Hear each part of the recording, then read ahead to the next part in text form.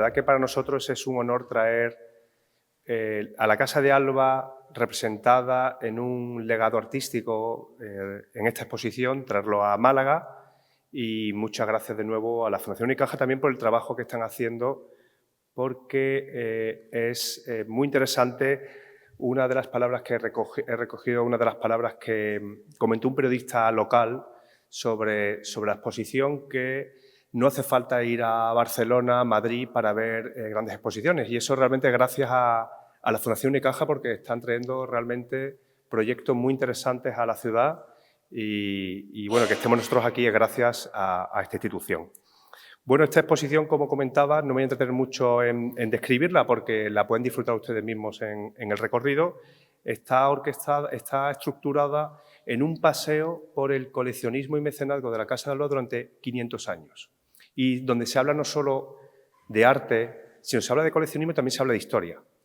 Y es complicado resumir en un espacio, en este caso un espacio expositivo bastante amplio, pero es difícil resumir esos 600 años de historia.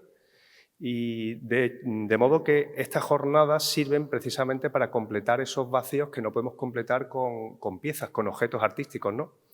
Y hoy tenemos el honor, pues, de que nos acompañe para hacer ese recorrido histórico por la historia de la Casa de Alba y podemos decir, su gran influencia en la historia de España y de Europa, al profesor José Manuel Calderón, que él es catedrático emérito y también archivero de la Casa de Alba desde los últimos 44 años. Es decir, es un honor porque estamos con una persona que ha trabajado con la documentación de la Casa de Alba, un puesto de enorme prestigio en la Casa Ducal, y que no solo comparte, digamos, ha manipulado y es protector y custodio del archivo de la Casa de Alba, sino también ha conocido a todos los especialistas que han ido pasando durante estos 44 años trabajando con fondos no solo del archivo, sino también de la biblioteca y de las colecciones. Así que hoy vamos a hacer ese recorrido histórico con el profesor Calderón, donde pretendemos resumir algunos de los personajes más interesantes siguiendo un orden tradicional, un orden cronológico.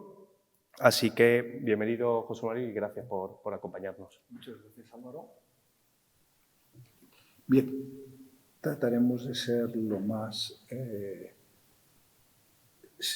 sintéticos y, sobre todo, a ser posible, a menos. La palabra mágica, que es amenidad. Bien, entonces... Sí, no se asusten porque no pretendemos que lo lean, ¿de acuerdo? Esto es evidente que es un árbol genealógico, pero curiosamente lo llamamos árboles, pero el protagonismo al final no lo tiene al revés. En la raíz y a partir de la raíz se van extendiendo las ramas, pero con una curiosidad, que es al revés. Es decir, las ramas no son los elementos más antiguos.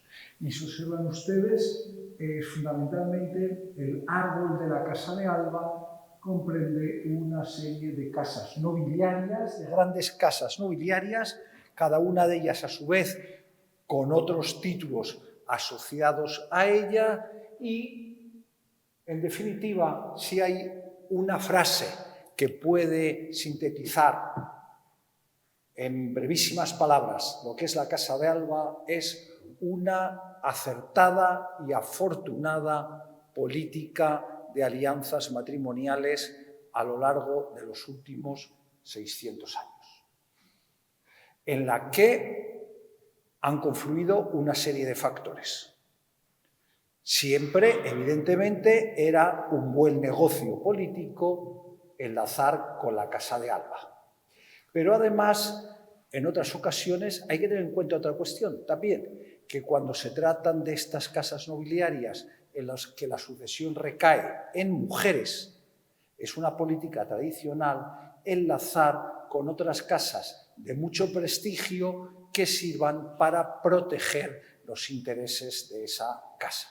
Y también por avatares del destino, algunas de estas grandes mujeres de la Casa de Alba, sobre las que ya hablarán algunos especialistas, que han desempeñado un papel importantísimo en la Casa de Alba, lógicamente sus títulos nobiliarios han acabado absorbidos por este tronco común. Y de esta manera observan ustedes cómo trayectorias, en algunos casos personajes, casas nobiliarias con una importancia enorme. Fíjense ustedes en Olivares, en el Carpio, en Lemos, en Híjar. Es decir, aquí estamos abarcando los dos títulos más prestigiosos de Galicia, como es la Casa de Lemos, el más prestigioso de la Corona de Aragón, que es Híjar, cómo han ido enlazando con la Casa de Alba. Además, en estas políticas matrimoniales no hay casualidades. Todo siempre está perfectamente organizado. Lo único es ese factor de imprevisibilidad que acaece en ocasiones cuando alguien muere antes de tiempo. Y en ocasiones, además, alguien muere antes de tiempo, recae la herencia en algún segundón de la familia, pero resulta que el segundón de la familia está casado con una marquesa del Carpio, con una condesa, decía así Carpio, con Lemos, con lo cual todo acaba uniéndose. Desde luego, en este caso, no se puede decir, como decía Einstein, que Dios arroja los dados, pero aquí quizá los dados hasta cierto punto estaban también cargados, porque es un resultado. No voy a decir que sea una teoría del destino manifiesto, pero casi. Y bien, no les entretengo con este asunto porque ya nos llevaría, pues imagínense ustedes, si nos fuéramos dedicando de forma pormenorizada a cada una de estas casas. Pues bien, esta imagen que tienen ustedes aquí, la Casa de Alba, es la familia. La familia, luego ya hablaremos del linaje, es una familia mozárabe. Son mozárabes toledanos, es decir, miembros de aquella comunidad cristiana que ha permanecido durante varios siglos en territorio musulmán. En este caso, en Toledo, y de ahí van a tomar el nombre. Los Álvarez de Toledo, y a lo largo, desde 1085, en que Alfonso VI de Castilla y León conquista Toledo, esta familia comienza a representar un papel cada vez más importante. A lo largo de los 2 siglos siguientes nos vamos a encontrar con personajes que sucesivamente, el famoso Esteban Illán, alcalde mayor de Toledo, alguno de sus descendientes va a ser arzobispo de Toledo, otros van a desempeñar cargos de importancia, y ya en el siglo XIV nos encontramos con 3 hermanos. Con 3 hermanos que además tienen unos nombres que van a ser tradicionales en la casa. Gutiérrez, García y Fernán. Uno de ellos clérigo, y los 2 hermanos militares, grandes militares, y que además van a estar en el sitio justo, en el momento oportuno. La guerra civil castellana entre Pedro I y Enrique II. Los 3 hermanos van a jugar sus cartas magníficamente, desde luego en unas ocasiones apoyando a unos, en otras ocasiones apoyando a otros, en eso no se distinguen del resto de los nobles, de la nobleza castellana, y les va a ir muy bien. Les va a ir muy bien a los 3, se convertirán primero en señores de Valdecorneja, y es algo que imprime carácter en generaciones sucesivas. Esta atribución de papeles.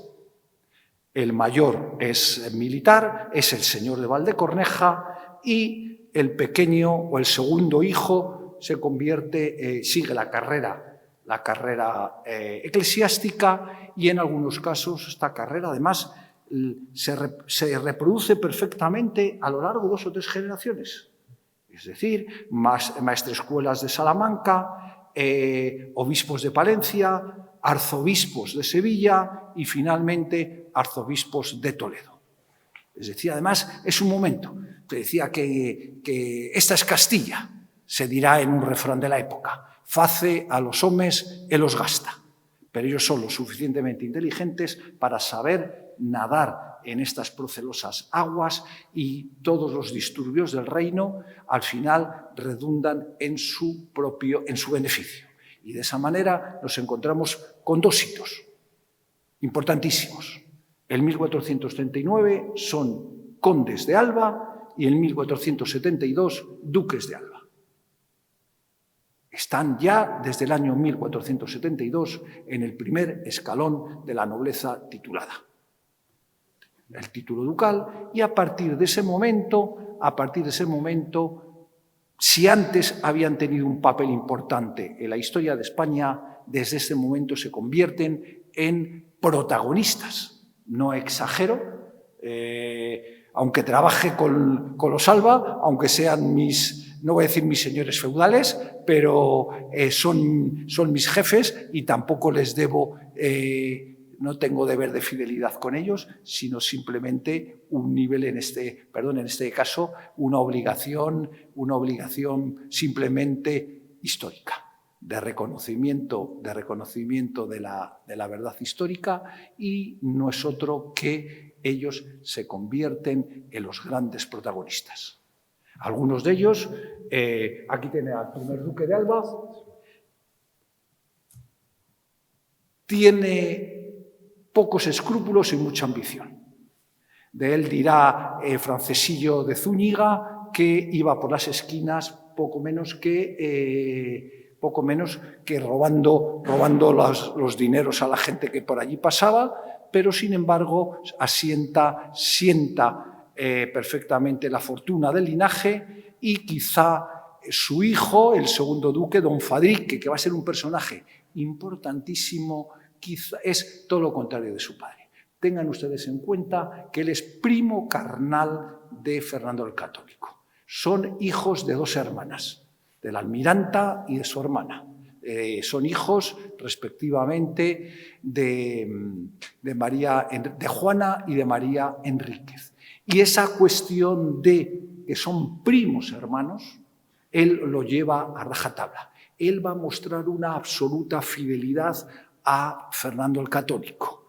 Cuando éste es abandonado por la nobleza que adopta y se pasan todos en tropel al partido de Felipe el Hermoso, él es prácticamente el único grande de España que se queda con Fernando. Incluso le quiere acompañar a su autoexilio en Nápoles y le dice: no, tú te quedas aquí para controlar la situación, para ver, etcétera, etcétera. Y bien, y Fadrique,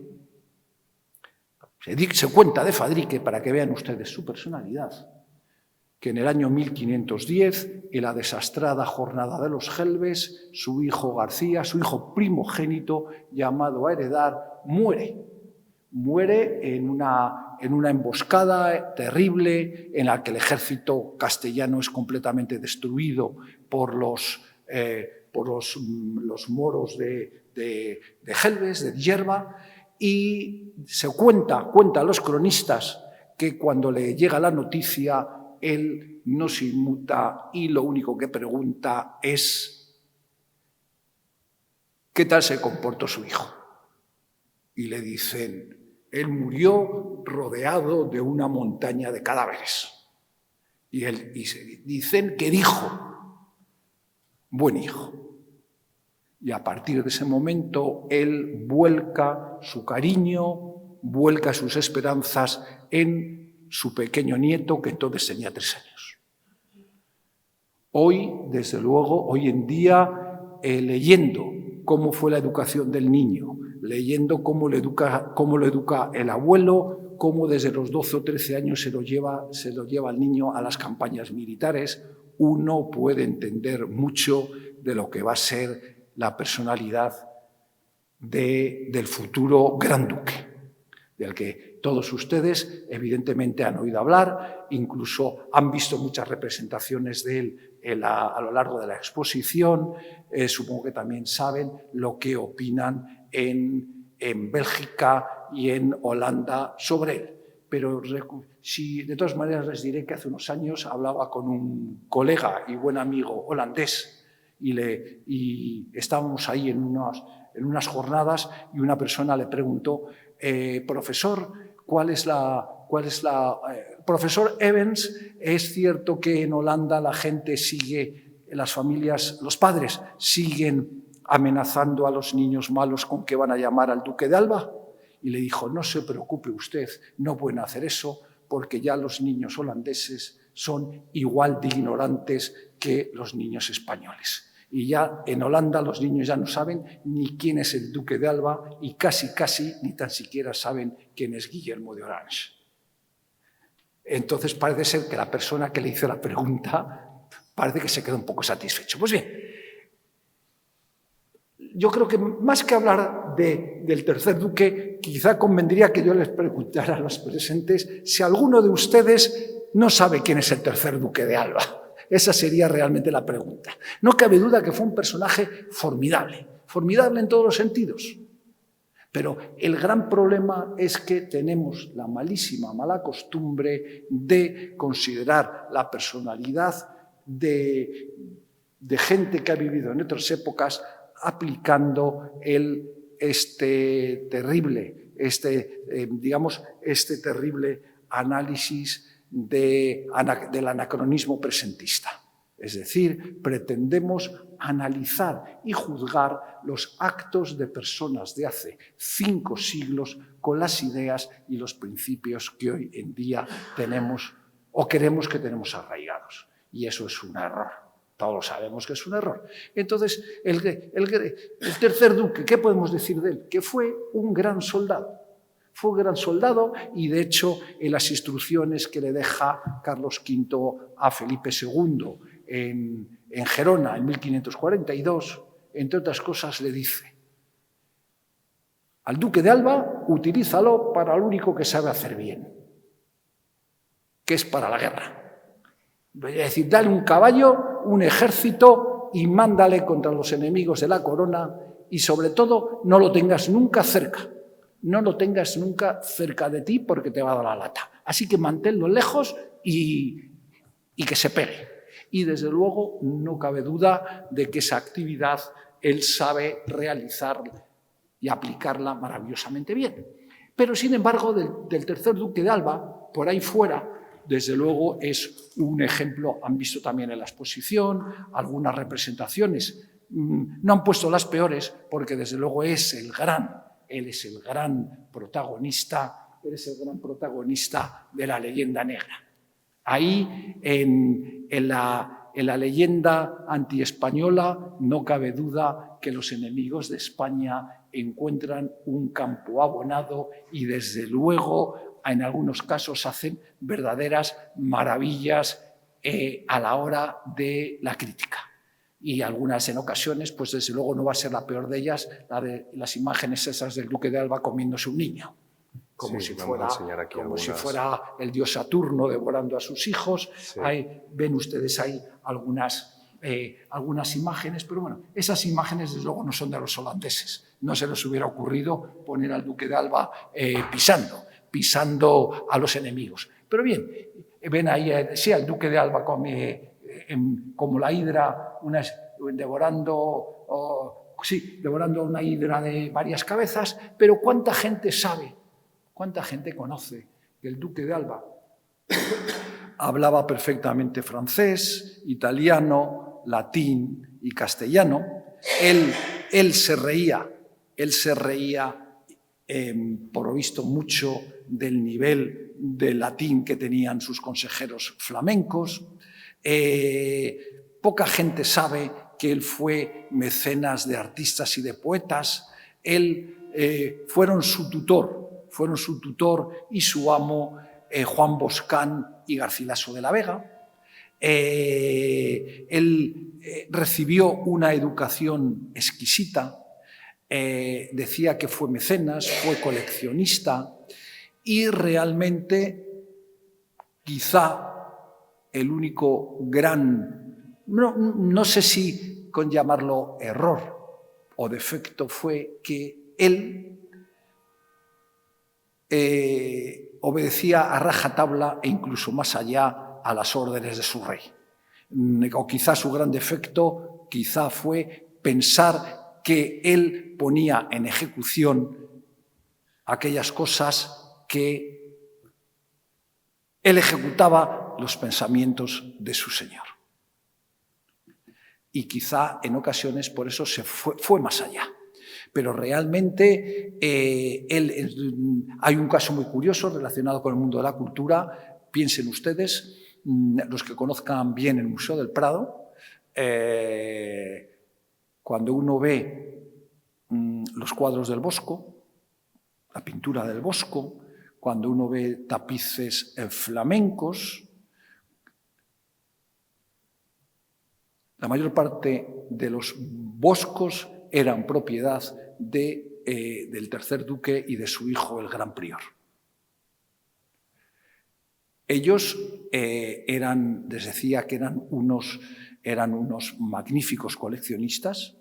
Otra cuestión es que se puedan cuestionar, al parecer, la forma en la que adquiría los cuadros.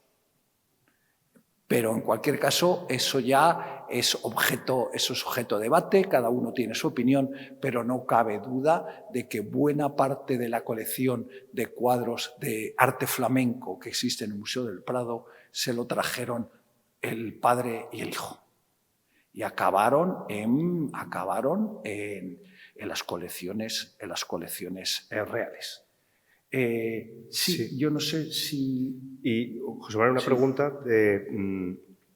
Después del Gran Duque, el siglo XVII es una época donde los personajes de la Casa Alba van a tener un papel mucho más secundario. Podemos decir que van a vivir a la sombra del Gran Duque y nos encontramos al cuarto Fadrique, que estará muy lejos de la importancia histórica que tuvo su antepasado, su padre en este caso. Bien, yo cuando he escrito sobre la casa siempre me gusta diferenciar entre los Alba mayores y los Alba menores. Me preguntas por el cuarto duque de Alba, por Fadrique, el problema es que ¿qué hace uno cuando su padre es quien es? Sobre eso se ha escrito mucho, sobre cuán difícil resulta que un hijo supere a un padre que es un titán. También hay que decir que Fadrique fue duque de Alba 3 años. Estuvo toda su vida a la sombra de su padre. Él era también militar, pero desde luego no tenía las cualidades del padre y en cualquier caso murió con 40 y pocos años, 40 y tantos años, pero realmente él fue duque de Alba 3 años. Y claro, se habla de los duques de Alba, efectivamente, no tienen la importancia, no van a desempeñar el papel protagonista de los primeros Alba, pero bueno, el quinto duque de Alba, don Antonio de Toledo, fue virrey en Nápoles. Fue virrey en Nápoles durante 6 años y, desde luego, hay que reconocer una cosa. Si uno piensa las fechas en que los tres condes de Lemos que fueron sucesivamente virreyes de Nápoles. Primero, el conde de Peñaranda, fíjense ustedes. Desde 1591 se produce una secuencia temporal de virreyes de Nápoles que son respectivamente el conde de Peñaranda, el conde de Olivares, los tres condes de Lemos, hay una especie de intervalo y luego llega el duque de Alba. ¿Por qué les menciono esto? Porque estas personas a las que estoy mencionando yo son virreyes, todos ellos vinculados a la Casa de Alba. Sus títulos se encuentran en Alba. Y si ustedes han viajado a Nápoles o a Sicilia, todo lo que hay allí, lo más característico, algunas de las mejores obras de arte, algunos de los mejores palacios, docenas de iglesias barrocas, se construyen durante la época de gobierno de estos personajes. ¿Cuánta gente sabe que Caravaggio huye de Roma después del famoso episodio aquel en que mata a un tipo? Parece ser que incluso es condenado a muerte en Roma. ¿Y dónde se refugia? En Nápoles. En Nápoles estaban el gobierno, Nápoles era un Nápoles español. Y él, cuando muere, ya va a regresar y en Nápoles pinta algunas de sus principales obras y les decía que muchas de las cosas que todavía se han conservado se erigen durante los años de gobierno de estos personajes. Entonces, claro, efectivamente, desde un punto de vista político, podemos decir, no tienen un papel protagonista. Pero claro, ¿a quién dedica Cervantes el Quijote? ¿Y quién es y Lope de Vega es secretario del quinto duque de Alba? Y los hermanos Argensola tienen contactos con estos personajes. Es decir, sí, no son grandes políticos, pero desde luego son verdaderos, son unos personajes de una importancia fundamental en lo que hace referencia al arte. Pero, sin embargo, es el siglo de los válidos, claro. Y es el siglo donde se van a incorporar títulos tan importantes como Monterrey, tenemos ahí al conde de Monterrey, Lemos, sí. Se va a incluir también Olivares, Carpio. Claro, es que en las imágenes que estamos viendo, efectivamente, el conde duque de Olivares.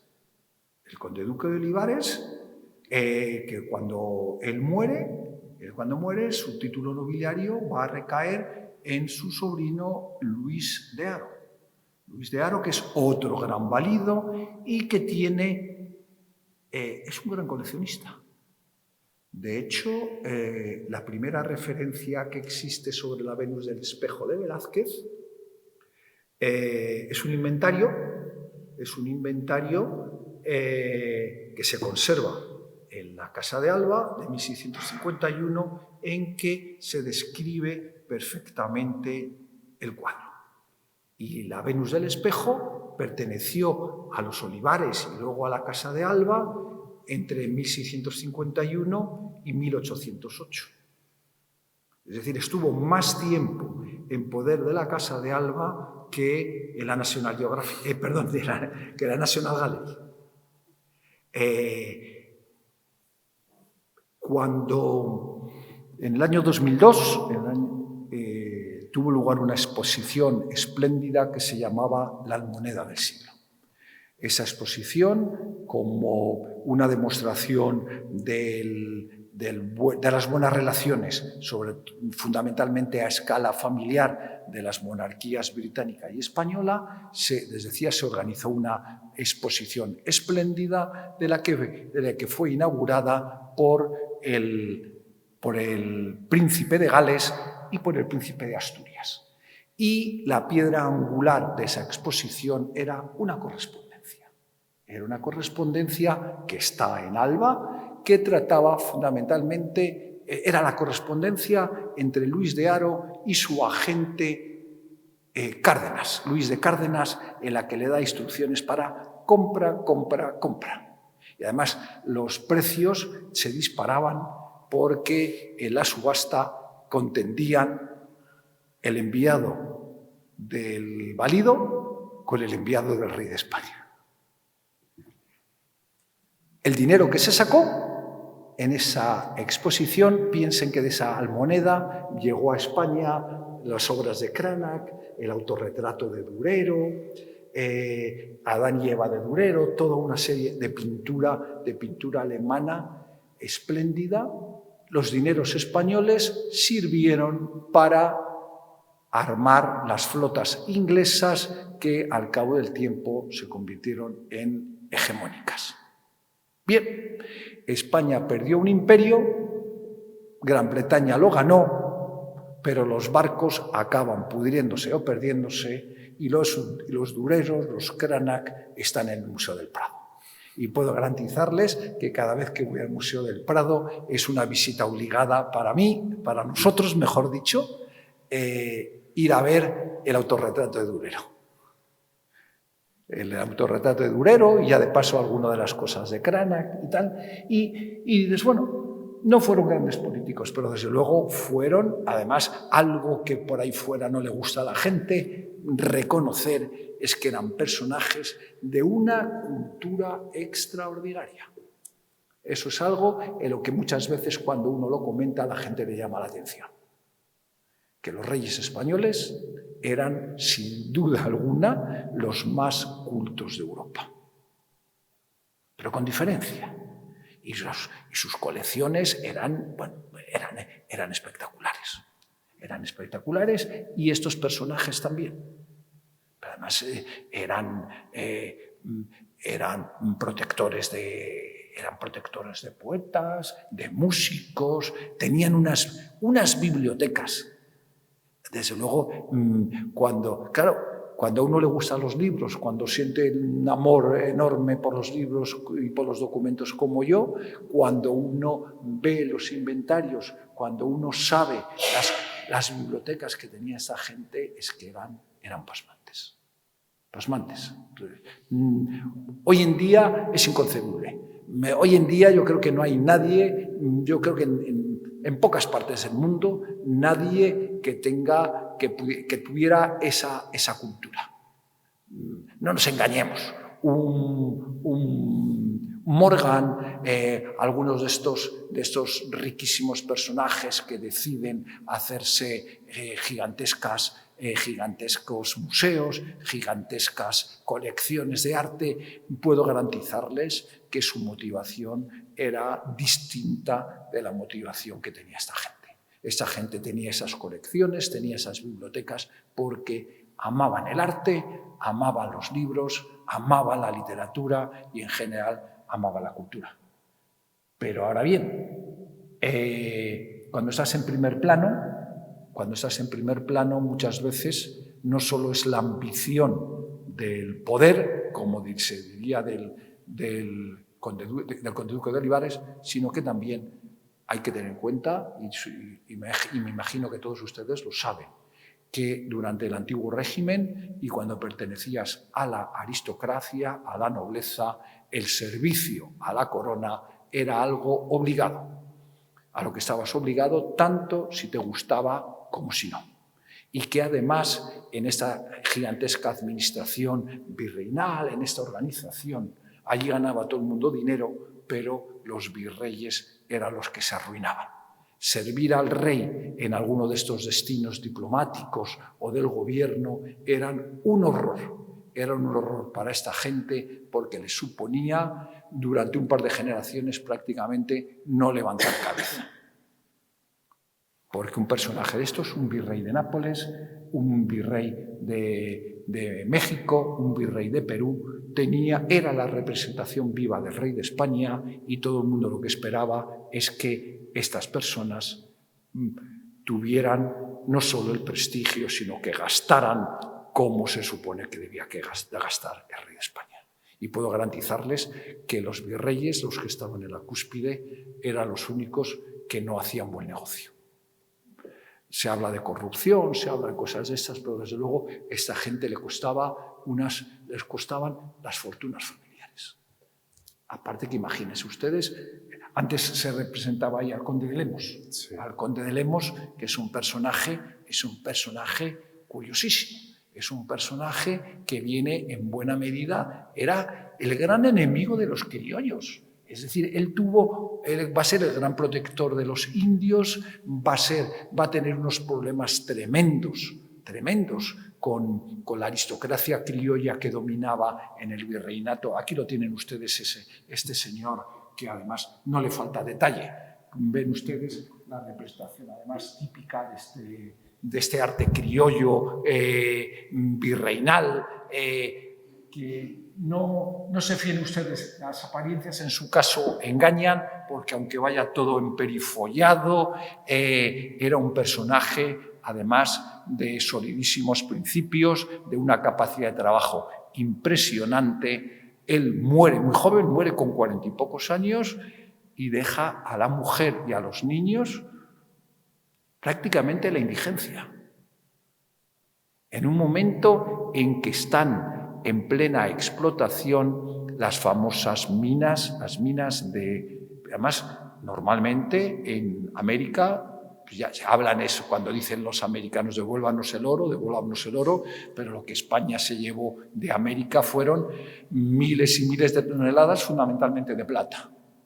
Oro muy poquito, pero las minas sí que habrán oído, bueno, las famosas minas de Potosí, algunas minas de Cuzco, y este hombre fue víctima de una campaña terrorífica por parte de sus enemigos, diciendo, pero es exacto, que era un corrupto, que era un ladrón, y al final dices, bueno, si la pobre mujer la mujer y los niños casi tuvieron que ser ayudados casi para pagarse el pasaje para volver. Bueno, José Manuel, vamos a dar un salto antes de saltar al siglo XVIII, el siglo XVII, que lo veremos en la charla sobre los palacios. Se van a incorporar dos monumentos que son fundamentales en el patrimonio actual de la Casa de Alba, que son los palacios de Monterrey y Salamanca, que vienen con la Casa del Carpio y Monterrey, y el Palacio de las Dueñas con la Casa de Villanueva del Río, ¿no? Pero entramos ya en el siglo XVIII y nos encontramos con un personaje también fundamental en la historia de la casa, que es el XII duque de Alba, Fernando de Silva. Sí, nos quedamos con la imagen del XII duque, don Fernando, que es un personaje que además va a desempeñar todo tipo de grandes papeles. Fue embajador en Francia, fue uno de los grandes políticos fue mayordomo mayor de palacio. Les decía, fue uno de los grandes políticos de Fernando VII y de Carlos III, pero muy poca gente sabe de la importancia de su madre. La duquesa María Teresa, 11ª duquesa de Alba, fue su madre, y su madre, como mujer que lógicamente no podía desempeñar un papel protagonista en una historia escrita por y para hombres, ella lo que hizo fue, a lo largo de su vida, preparar a su hijo para que llevara a cabo una campaña, o sea, una carrera política, militar y diplomática de primer orden. No cabe duda que el duque Fernando, que es uno de los grandes duques de Alba, fue una figura perfectamente modelada por su madre y por su abuela. Piensen ustedes, dos mujeres que se exilian porque eran austracistas. Este personaje nace en Viena y la madre y la abuela, desde tiernísima edad, modelan al hijo. Modelan al hijo, lo meten en la corte, van tutelando la carrera política del hijo, y desde luego cuando muere la duquesa Teresa, su hijo ya está desempeñando un papel protagonista. Desde luego, no cabe duda de que la importancia de las mujeres en el ámbito de la corte es mucho más importante que la que tradicionalmente se considera. Y a diferencia de lo que se pueda pensar, la Casa de Alba, el Palacio de Liria va a ser el Palacio de los Duques de Berwick. Realmente, el Fernando de Silva va a comprar lo que hoy es el cuartel general del ejército en la Plaza de Cibeles, que lo ven aquí en dos imágenes, Y aquí se va a respirar un ambiente ilustrado y van a ser sobre todo esa faceta menos conocida, protectores de grandes compositores, que precisamente este año se cumple el tricentenario del fallecimiento de Alejandro Scarlatti y fueron grandes, digamos, patronos de músicos y en concreto su nuera. Sí. La que se va a casar con su hijo, Sí. Mariana Pilar de Bazán, hija del duque de Arcos. Efectivamente, esta también fue académica de Bellas Artes. De Bellas Artes. Sí. Y quizá como síntesis de lo que significa la Casa de Alba, brevísimas palabras para no sobrecargarles. Hay un libro del año 27, escrito por un gran musicólogo llamado José Subirá, que se llama La música en la Casa de Alba. Es un libro de 400 páginas. El libro se conserva, pero de la colección. Él lo que hace es la descripción de la biblioteca musical de la Casa de Alba. Y era absolutamente pasmante. Toda la colección se pierde en el incendio del año 36, salvo 5 piezas. Pero una de las piezas que todavía se conservan es nada más y nada menos que la única ópera de Calderón, el libreto de la ópera de Calderón de la barca de Celos aún del aire matan. Y hay algunas otras pocas piezas, pero cuando uno hojea las páginas de este libro se da cuenta de que era pasmante. El amor que te sentían por la música, tenían a su servicio desde el siglo XV, en las nóminas de personal están perfectamente documentada la presencia de cantantes, de trompetas acabuches, de vihuelistas, todo tipo de músicos, y desde luego la pasión por la música es evidente y de hecho es paradigmático esta imagen, la imagen del duque José del Museo del Prado de Goya, en que él está apoyado en un pianoforte hojeando una partitura de Haydn. Además en alemán, que yo no sé si el alemán lo dominaba, pero desde luego él sí que leía perfectamente las notaciones musicales. Y de la duquesa de Alba, que no nos entendemos hablar de ella, icónica por su retrato de Goya, por su relación con el artista, por esas leyendas y mitos que van a rodar el personaje del siglo XIX, pero como personaje histórico, muy brevemente, para que nos dé tiempo a hacer un recorrido por el resto de los absolutamente y trascendente. Si la duquesa de Alba no hubiera... Yo creo que si alguien recuerda a la duquesa de Alba es por los retratos que le pinta Goya y por sus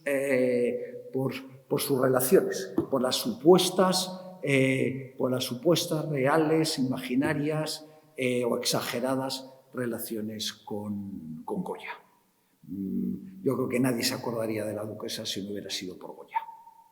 Además, ella muere joven, muere a los 40 años, muere en el Palacio de Buenavista y entonces, al morir, hereda los títulos su sobrino, el duque de Berwick, y con él se abre una etapa nueva. Se han visto la exposición. Con él se produce un nuevo renacimiento cultural. Un renacimiento cultural impresionante del que supongo que todos ustedes habrán oído hablar a lo largo de la exposición e incluso algunos de las personas que van a hablar aquí en este ciclo de conferencias va a poner claramente de manifiesto la altura intelectual de este personaje. Sí, aquí veo otra rama. Estos son los ingleses. Después de todo, piensen ustedes que por encima, fundamentalmente, somos escoceses. Los Alba somos escoceses. Lo que ocurre que hasta el siglo XX, los duques de Alba los del XIX se titulaban duques de Berwick y Alba, pero fue con el duque don Jacobo, el padre de Cayetana, la anterior duquesa, cuando se produce definitivamente la atribución esta de Alba, porque en España es imposible. Es un molino demasiado grande, demasiado fuerte, como para pensar que se pueda anteponer al título de Alba otro que no sea Alba. Y esos son los escoceses. Estos que ven aquí es el mariscal. Tradicionalmente el mariscal de Berwick era un hijo. Antes los llamábamos, hace muchos años los llamábamos bastardos. Luego ya por cuestiones, ya saben ustedes, de lo políticamente correcto, pues bueno, ya tampoco podemos llamarlo hijo natural, porque igual queda mal. Pero bueno, es un hijo extramatrimonial del rey Jacobo II de Inglaterra, se exilió con su padre y hizo la carrera militar. Se convierte en el gran militar, en el gran general de Luis XIV. Él es el que derrota, es el que vence la batalla de Almansa, es el que conquista Valencia y es, en definitiva, de quien se acuerdan los independentistas catalanes y los que no lo son tanto todos los meses de septiembre con la famosa diada, porque después de todo fue el mariscal quien entró en Barcelona. Pero lo que no nos cuentan es que 2 o 3 días antes del 9 de septiembre, el mariscal les ofreció unas muy buenas condiciones de capitulación. En ese momento, al parecer, Rafael Casanovas, el conseller en cap, estaba enfermo, los más moderados habían sido desplazados por los radicales, rechazaron sus condiciones y las leyes de la guerra dicen que cuando una ciudad no se rinde, no acepta la capitulación y es asaltada, cuando se produce una brecha y se entra por la brecha, ya saben ustedes lo que se llama entrar a sacomano. Y durante 2 días los oficiales, los generales, no pueden controlar, ni pueden ni quieren a los soldados. Eso es la diada. Eso es la diada. Además, piensen ustedes que un asalto frontal a una ciudad bien amurallada significó que el general, el mariscal, perdió casi la 1/3 parte de su ejército.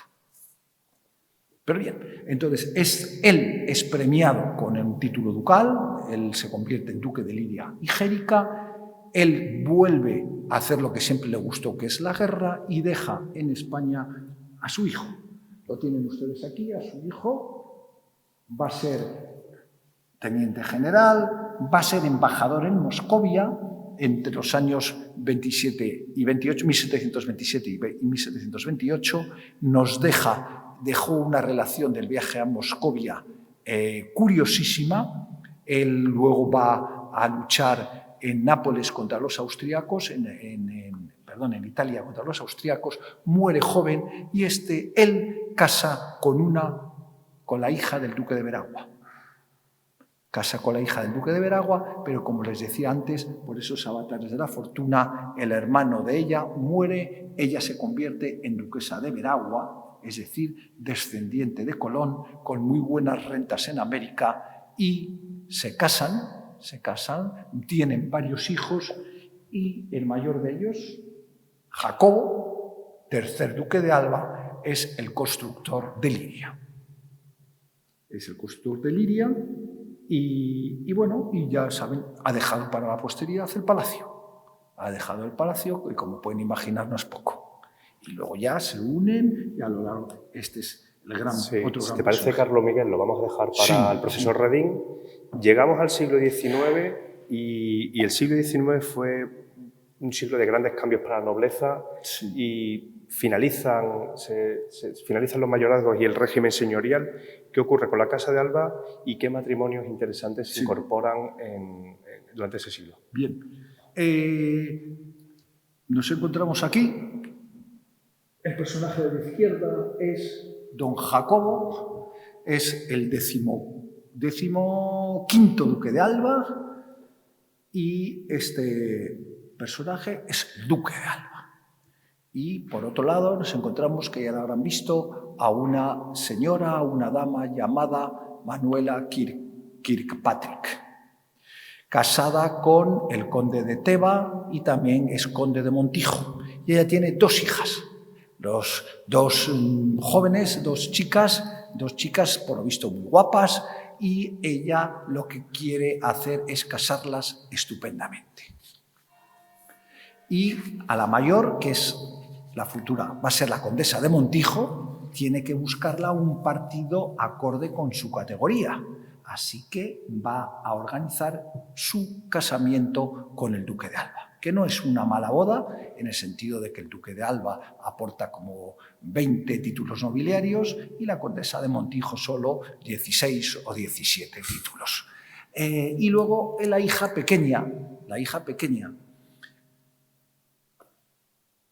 su madre piensa que como la mayor se ha casado con el duque de Alba, no le queda, va a tener que conformarse con el emperador de Francia.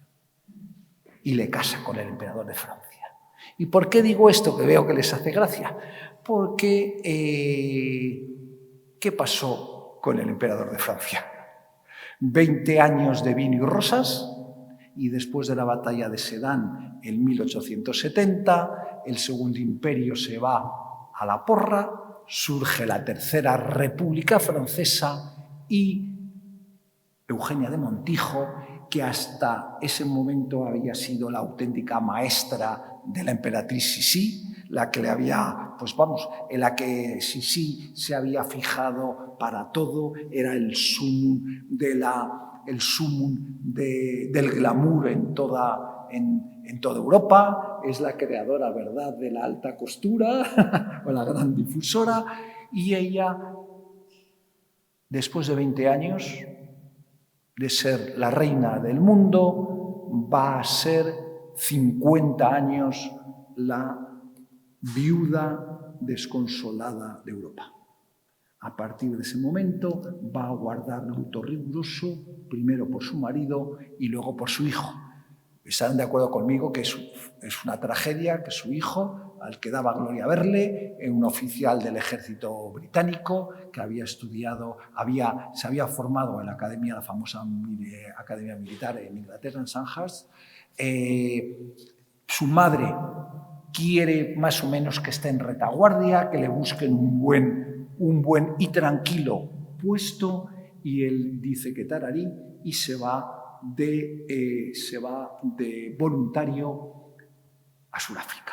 Precisamente hace 3 semanas estuve yo viendo un rato por la noche una película llamada Zulu, una película inglesa de los años 67 o cosas así, que se llamaba Zulu, una película muy curiosa, y resulta que este joven de 23 años le pillan los zulúes. Le pillan los zulúes, lo matan, y cuando su madre, que todavía está de luto riguroso por su marido, se entera, ella, imagínense, ella lo que hace es, se embarca, hace un viaje muy, muy complicado, muy difícil. Piensen ustedes, estamos hablando de 1882, 83, casi todavía en los últimos estertores de la guerra, de la Primera o la Segunda Guerra Zulú, y llega allí, se entera de dónde están enterrados, ella exhuma los restos de su hijo y se los lleva de vuelta a Inglaterra. Y prácticamente a partir de ese momento ya su familia, su única familia, con los que va a estar unidísimos, pues van a ser los hijos de sus sobrinos, los hijos de su hermana, porque a todo esto su hermana ha muerto a los 35 años de cáncer. Entonces, sus sobrinos, que son el duque don Jacobo, doña Sol, yo creo que son... Sí, Carlos María. Carlos María y las 2 hermanas. Es verdad que me he saltado una... Sí, aquí vemos a Carlos María con Rosario. Sí. Carlos María, que le tienen ustedes aquí. Sí, que se formará además como... Lo único bueno que hace este hombre en su vida es casarse con Rosario Falcó. Como, José Manuel, como vamos un poco Sí, más de sí, tiempo, sí. Rosario se la vamos a dejar Perfecto. a María José, que tiene preparada Sí. una exposición magnífica sobre Rosario. Pero Pero bueno, sí que quiero un en guiño cualquier como... caso, es una mujer formidable. Es una mujer formidable. Si quieres, a nivel Sí. de archivo, que ahí Sí. tenemos además en la imagen Sí. a tu predecesor, el gran archivero Antonio Paz, sentado en un sillón cómodamente, mientras la duquesa le enseña sus documentos a la... Ahora, me parece que es la Medinaceli, ¿no? O la Valencia, Medinaceli. Valencia Don Juan. Ah, es verdad. Y además La mujer de- agradecemos sí, sí, sí. al Instituto Valencia Don Juan que nos haya cedido esta Osma, ¿no? imagen, La mujer de esta Osma. imagen maravillosa del Palacio Sí. de Liria con Rosario, una gran Sí. historiadora, Sí. podemos decir.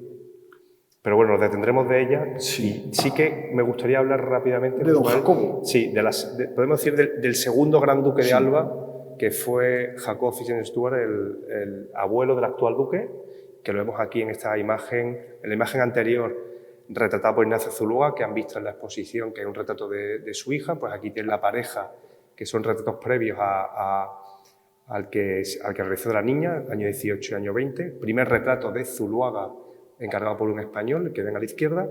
Y aquí ya sí, una fotografía como académico de la historia.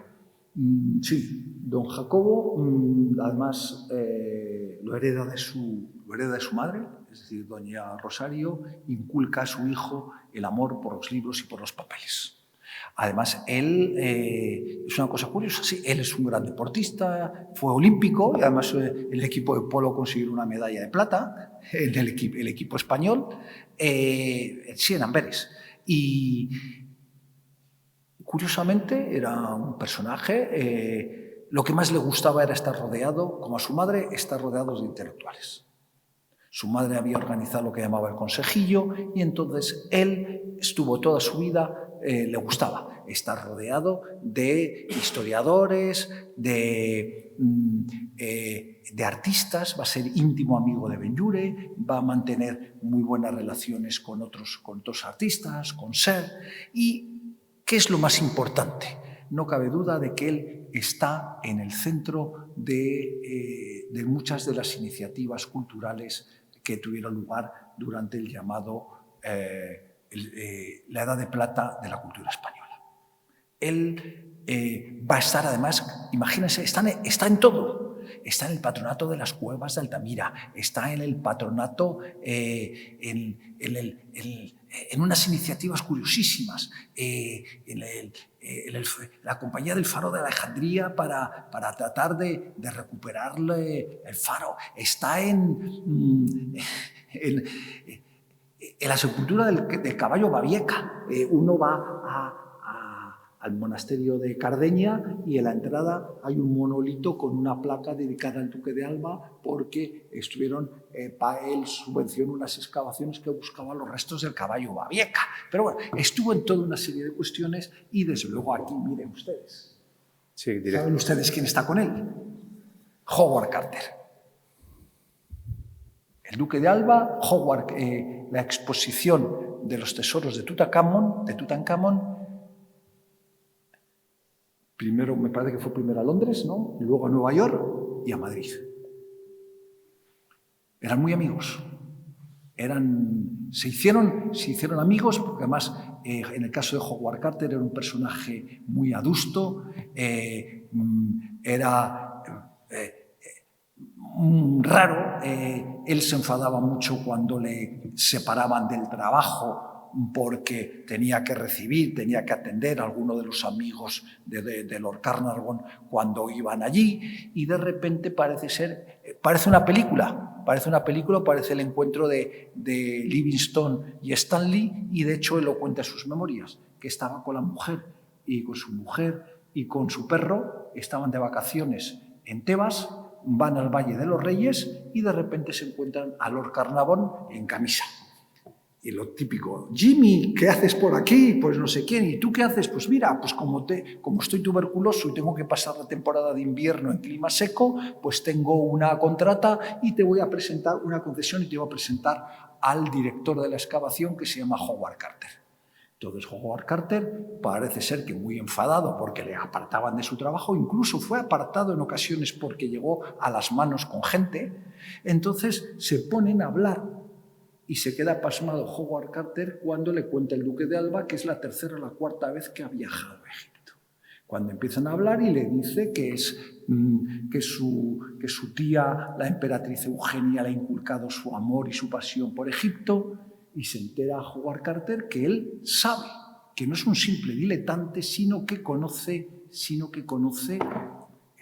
conoce el arte egipcio, se pone a hablar. Esto es el mayo del año 21, me parece que es.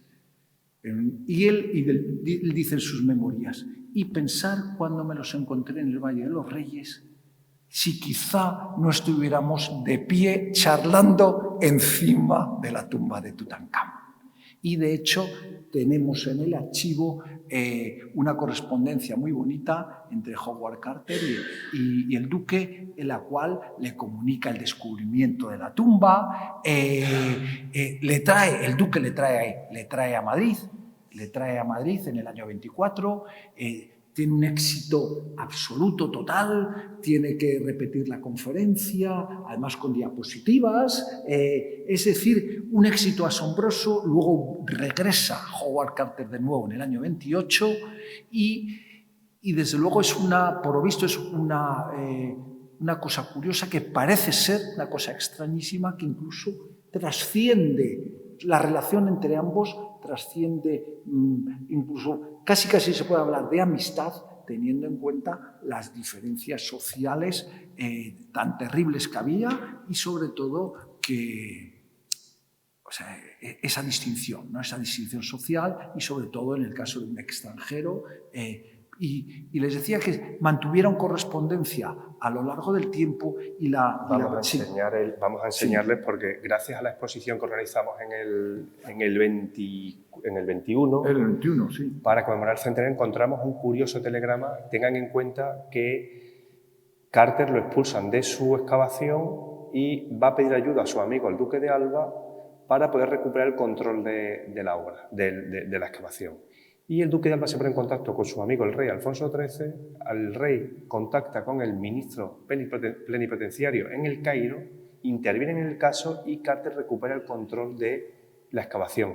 Y en un telegrama que le manda al rey, que lo tenemos ahora en imagen, pueden ver cómo dice: Su Majestad el Rey ordena comunicarte siguiente telegrama. Arreglado asunto Carter.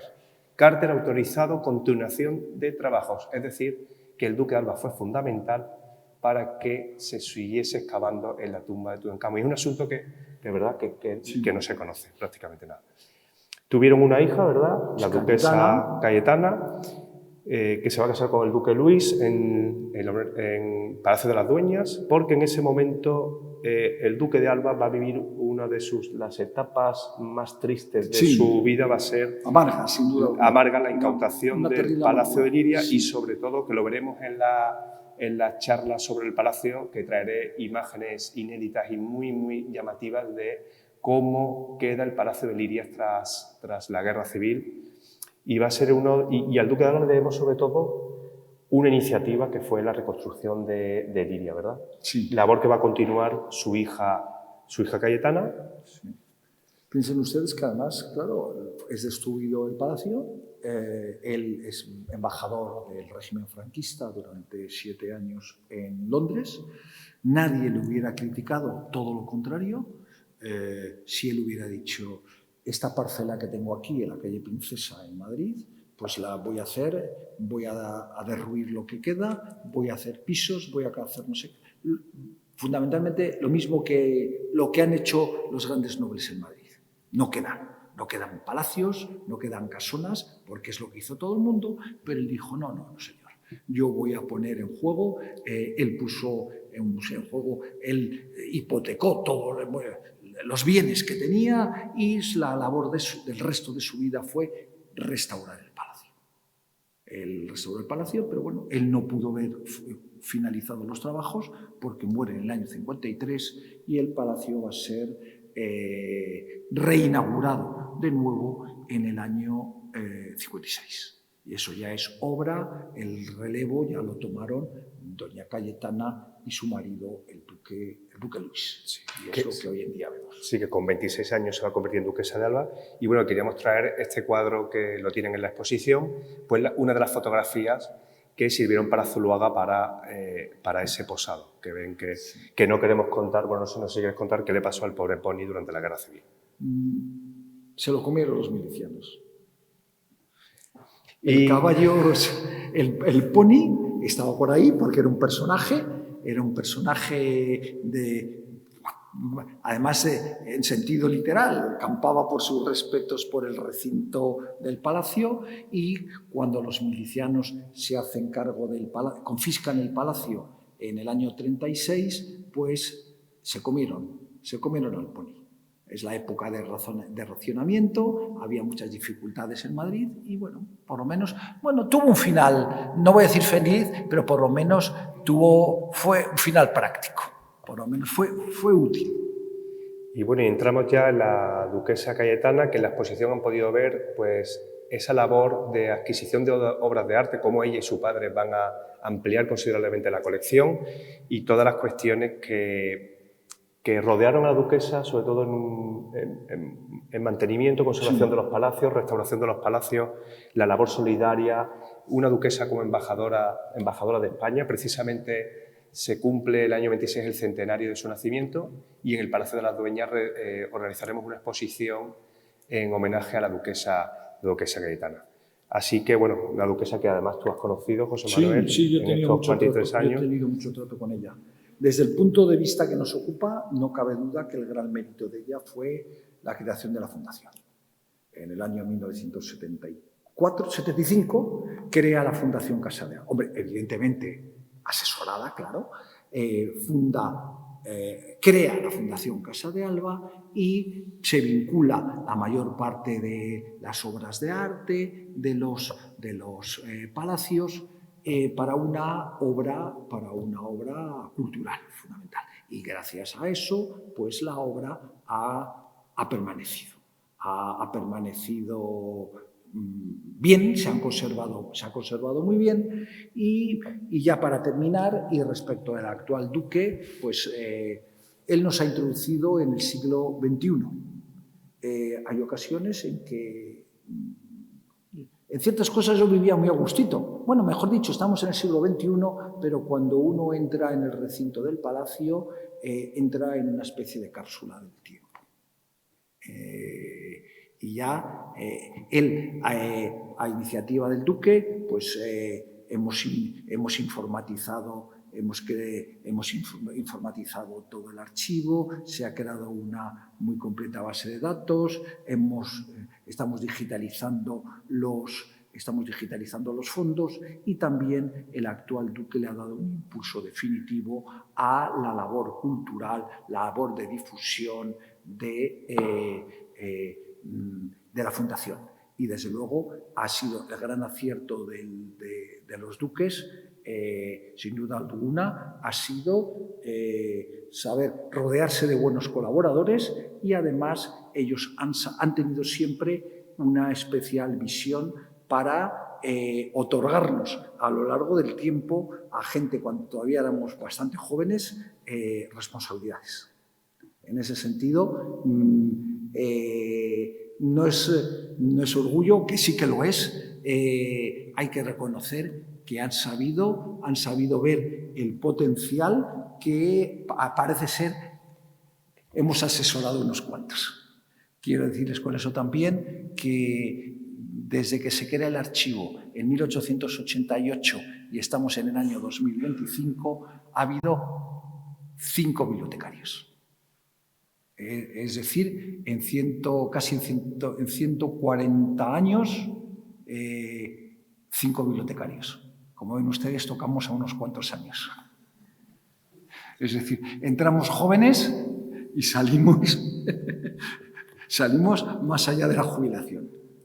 Y en el caso de Álvaro y también de algunos otros colaboradores, es cierto que han sabido ver muy bien el potencial y también han sabido